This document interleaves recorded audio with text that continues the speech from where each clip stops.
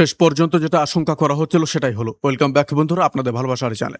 বন্ধুরা, আমেরিকা শুধু একটা দেশ না, অনেকেই বলে এটা একটা সিস্টেম।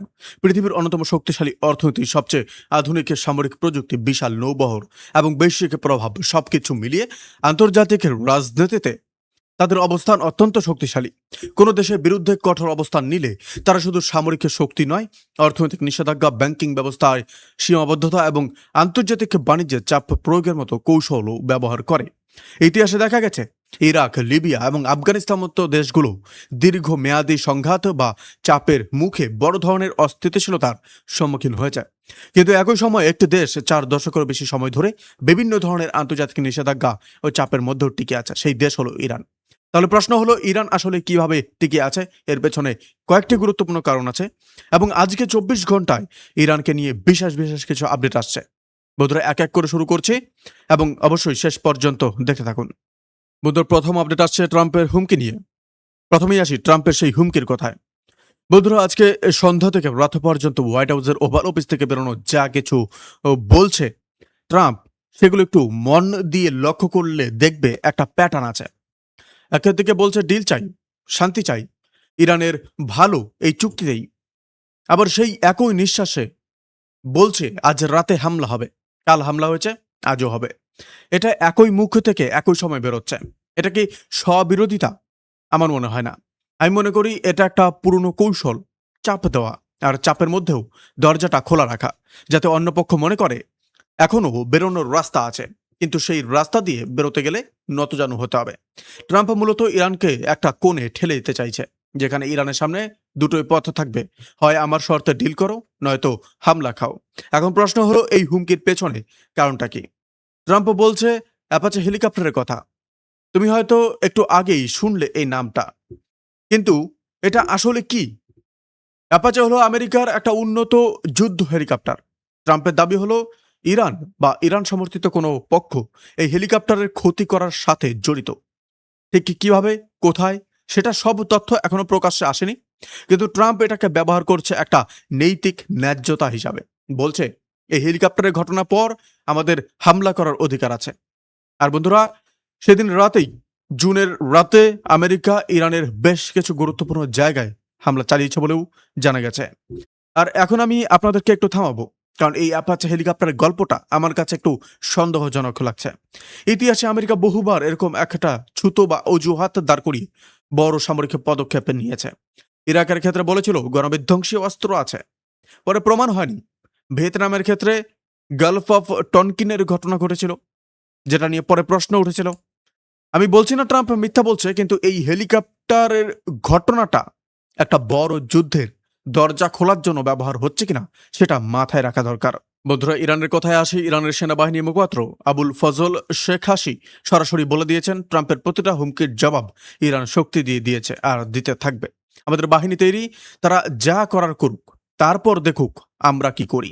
এই কথাটা শুনলে মনে হতে পারে কেবল মুখের কথা, কিন্তু ইরান এতদিন দাবি করেছে বা এদিন দাবি করছে যে তারাও আমেরিকার কিছু ঘাঁটিতে পাল্টা হামলা করেছে।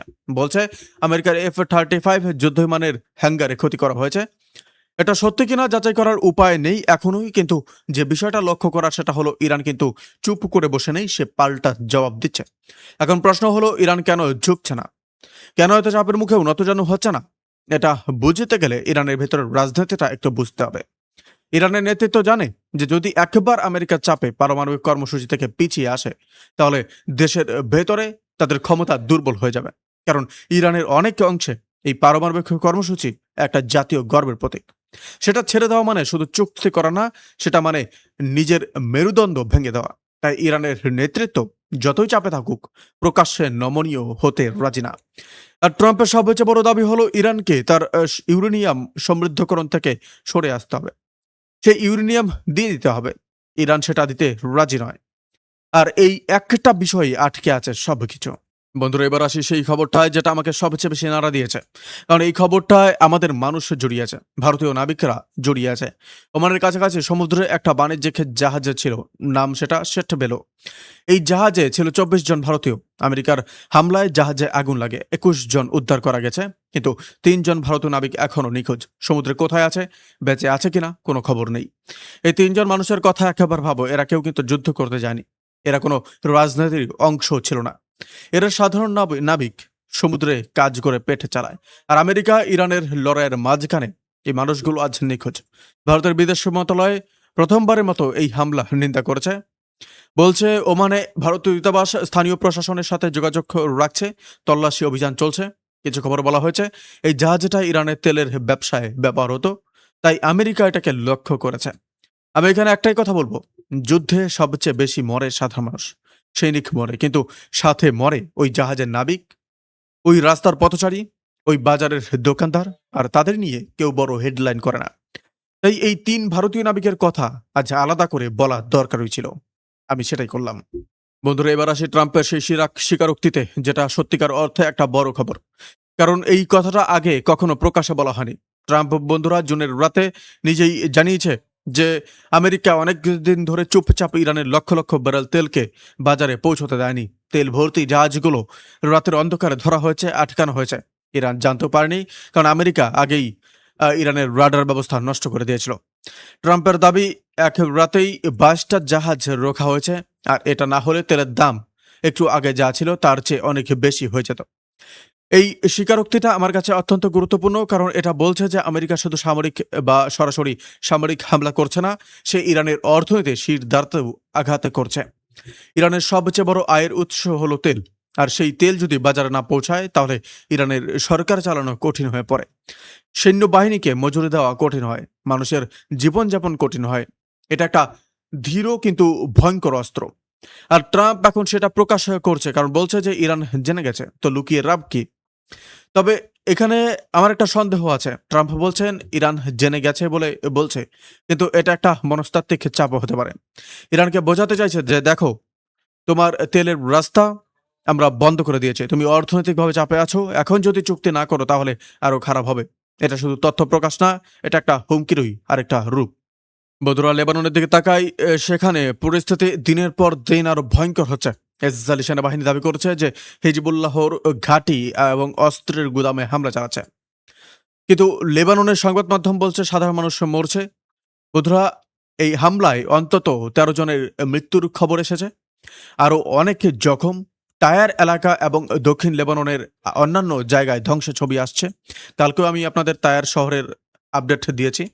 আর এই যুদ্ধটার একটা বড় সমস্যা হলো, যখন ইসরায়েল বলে আমরা হিজবুল্লাহকে মারছি, আর লেবানন বলে আমরা আমাদের নাগরিক মরছে।